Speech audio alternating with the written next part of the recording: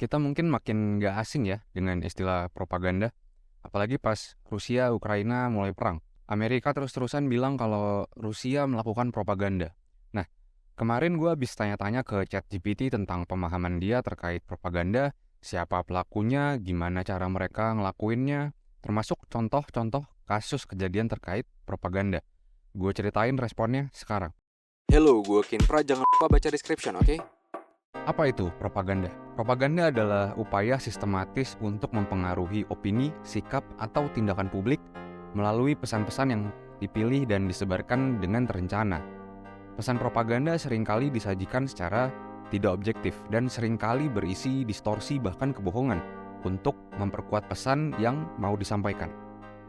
Propaganda biasanya digunakan dalam rangka memperoleh keberpihakan publik atau suatu agenda atau tujuan, dan seringnya dikaitkan dengan politik dan perang. Propaganda dapat disebarkan melalui kampanye langsung ataupun media. Media memiliki kekuatan besar dalam membentuk persepsi, sudut pandang, dan pemahaman publik mengenai suatu isu atau topik. Dalam prosesnya, media dapat menggunakan berbagai strategi dalam kontennya seperti framing, selektivitas, dan bias untuk mengarahkan sudut pandang orang dalam memahami suatu topik. Oleh karena itu penting bagi kita untuk mengerti bahwa apa yang kita lihat di media, termasuk media sosial, belum tentu selalu objektif dan perlu ada kritisisme dalam menanggapinya. Dengan kata lain, mungkin informasi yang disampaikan adalah fakta, tetapi dari angle tertentu, supaya kita terfokuskan ke angle tertentu tadi. Media memiliki kemampuan untuk memilih, mengolah, dan menyajikan berita dan informasi secara selektif dan menyebarkannya ke setiap TV di rumah, setiap handphone, setiap radio-radio, dan alat komunikasi lainnya. Cara memilih, mengolah, dan menyajikan informasi tersebut akan mempengaruhi bahkan mengarahkan persepsi dan opini masyarakat terhadap suatu peristiwa, fakta, atau isu. Dalam aktivitas propaganda, media bisa menggunakan berbagai teknik yang bersifat persuasif, seperti pengulangan, stereotip, emosi, dan argumentasi otoritas atau ahli untuk menciptakan persepsi yang mau dibangun di publik. Sehingga meskipun di sisi lain propaganda sebenarnya bisa membawa manfaat, tetapi jika digunakan untuk mempengaruhi opini secara tidak benar dan tidak etis, bisa membodohi masyarakat. Sekarang kita lihat lebih detail tentang teknik persuasif yang dimaksud tadi. Menciptakan persepsi yang diinginkan dengan menggunakan teknik yang bersifat persuasif tadi merujuk pada upaya untuk mempengaruhi pandangan dan sikap seseorang terhadap suatu isu atau topik tertentu dengan cara mengulang pesan-pesan tertentu, mengeksploitasi stereotip dan emosi, serta mengutip para ahli yang dianggap kredibel untuk memperkuat pandangan atau opini yang ingin dibangun. Teknik pengulangan pesan, slogan, atau kata kunci tertentu secara berulang-ulang dilakukan agar pesan tersebut pada akhirnya dapat menempel dalam pikiran seseorang. Stereotip juga digunakan untuk menciptakan persepsi yang diinginkan dengan menggambarkan kelompok tertentu dalam cara tertentu yang mungkin tidak akurat atau bias, yang bertujuan untuk memperkuat pandangan yang diinginkan. Emosi pada masyarakat awam juga merupakan hal yang mudah dan sering dieksploitasi untuk mempengaruhi pandangan seseorang. Terakhir, argumentasi otoritas. Ini sering digunakan untuk memperkuat argumen dengan cara mengutip otoritas atau orang-orang yang diakui sebagai ahli atau pemimpin dalam bidang tertentu. Namun penting untuk diingat bahwa tidak semua media melakukan tindakan propaganda. Sebagai konsumen media, penting untuk selalu berpikiran kritis saat mencoba memahami hal-hal yang dibahas agar tidak mudah dipengaruhi dan diarahkan ketika terjadi aktivitas propaganda. Di dunia propaganda, penggunaan media bukan hal aneh dan baru, bahkan sudah berhasil menciptakan banyak korban. Contoh yang pertama ada propaganda Nazi.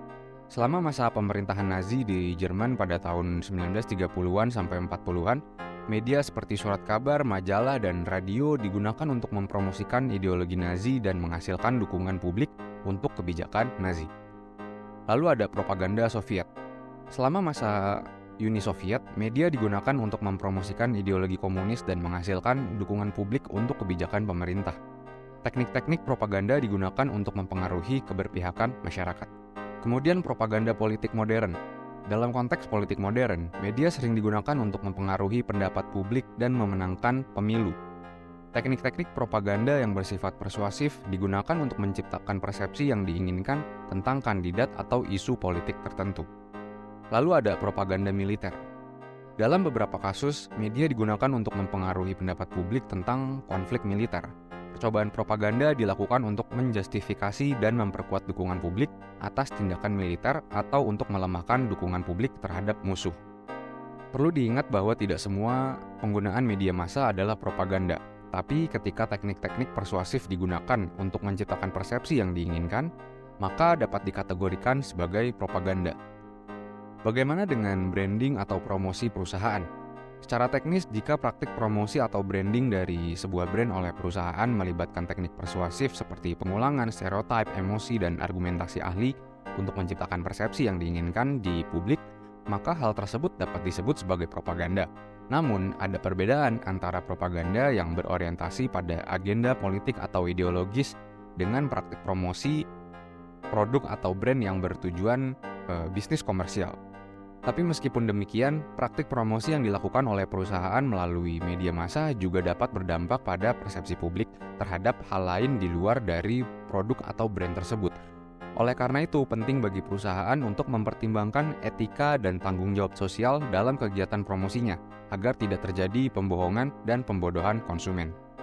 Selain itu, istilah iklan mungkin lebih tepat digunakan dalam konteks kegiatan promosi atau branding ini daripada propaganda. Nah, itu dia cerita tentang propaganda dan media dari mata AI. Dan yang jadi pertanyaan, selama ini kita berpihak ke salah satu negara yang lagi perang itu karena kita ngerti seluk-beluknya atau karena kita kena propaganda? Gimana dengan pemilu? Gimana dengan banyak hal lainnya lagi?